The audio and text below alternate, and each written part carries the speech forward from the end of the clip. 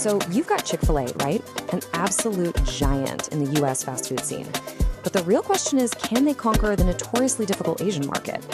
Well, their recent launch in Singapore isn't just another grand opening. It's a super calculated experiment. Okay, let's dive into this case study and see if they've actually cracked the code for taking a brand global. All right, here's what we're going to cover. First, the huge risks of expanding into Asia. Then we'll get into why Singapore is their strategic sandbox. After that, we'll see how they're tweaking the brand, look at the challenges they're up against, and finally, boil it all down into a formula for global growth. So let's set the stage here. Taking a Western brand into Asia is a massive, massive gamble. The path is literally littered with failed attempts from some of the biggest names you can think of. The stakes couldn't be higher. And that really brings us to the core question, doesn't it? Why is this market just so hard to crack? It's not just about people having different tastes. It's a way deeper strategic problem that a lot of companies just completely underestimate. And it usually comes down to one of these three classic mistakes. Brands either use the wrong channels and just don't connect with customers, or they change so much to fit in that they become totally unrecognizable. Their identity gets diluted. Or, and this is a big one, their fundamental brand values just slam right into the local culture. Any one of these can totally sink a billion-dollar expansion. Which brings us to Chick-fil-A's brilliant strategy.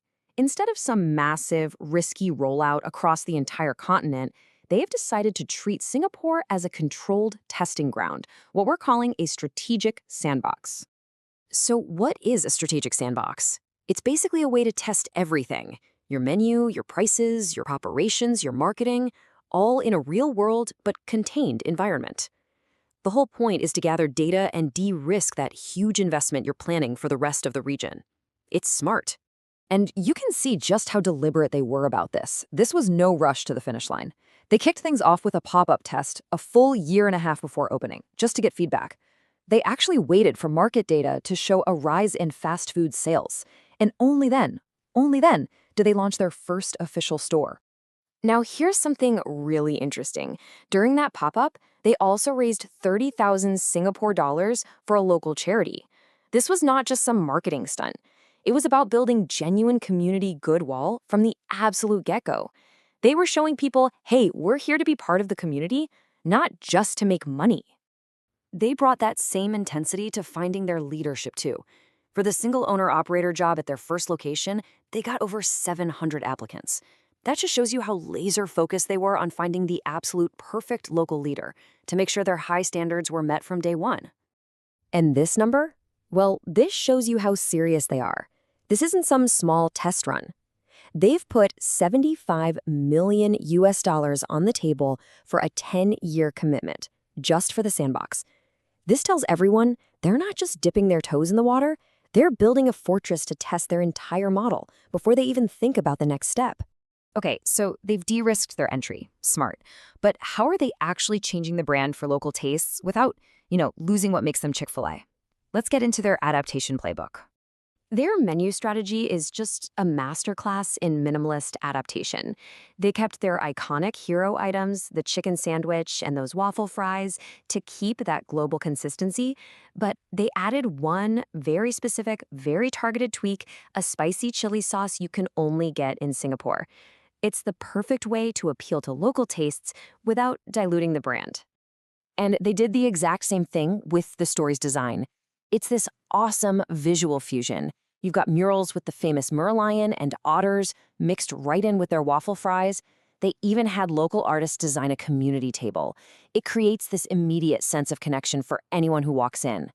So did it work? Well, one of the biggest worries was whether a chicken breast sandwich could even succeed in a market that loves thigh meat. But this quote, direct feedback from a customer, shows their product was so good that it totally overcame those local preferences. Juicy and tasty. That says it all. And holding this all together is a really clever supply chain. They bring in par-cooked chicken from the US and then finish cooking it on site. This move ensures perfect quality, exactly like you'd get back in the States. But it also makes the logistics way easier. It's a scalable blueprint for expanding into other countries down the road. But of course, it's not all going to be a walk in the park. Every expansion hits roadblocks, and this is where a brand's core identity starts to clash with the reality on the ground. Let's look at the challenges they're facing. Okay, Here's a huge one. Chick-fil-A closing on Sundays and shutting down at 10 p.m. is a non-negotiable part of their brand. But that goes directly against Singapore's vibrant 24/7 dining culture. It means they're missing out on a ton of weekend business and that whole late-night crowd. That's a lot of money to leave on the table. And here's another hurdle, certification. Now, their menu is pork-free, which is great, but they don't have official halal certification. That really limits their ability to connect with a large Muslim population in Singapore, and it's an even bigger problem if they want to expand into places like Malaysia or Indonesia. It's that classic tug-of-war between brand purity and full market access. And hey, let's not forget the competition. This market is crowded. They're jumping into a ring with established heavyweights like KFC, Jollibee, and Popeyes. Chick-fil-A is coming in as a premium choice. And the real question is, can they keep that premium price point and still get enough customers once all the initial hype dies down? So with all these smart moves and big challenges, what's the actual formula here? What are the key lessons any brand can learn from this if they're thinking about going global? Well, it really comes down to tracking the right numbers. You can measure the success of this whole sandbox with 3 key metrics. First, you need a conversion rate over 80% to prove the early buzz is real. Second, you want dine-in to be over 70% of your revenue. That shows your hospitality is actually building loyalty. And finally, you have to track that delivery orders are 15–20% larger than average. That proves delivery is adding new value, not just stealing customers from your dining room. So if you take one thing away from this whole explainer, let it be this. Patiently testing and validating your model in a sandbox is so much more powerful than a rushed, large-scale launch. That is how you build a global brand that's actually meant to last. And that leaves us with one last big question to think about. In a world that's all about moving fast and breaking things, could this slow, patient, data-driven sandbox approach actually be the new blueprint for winning on a global stage?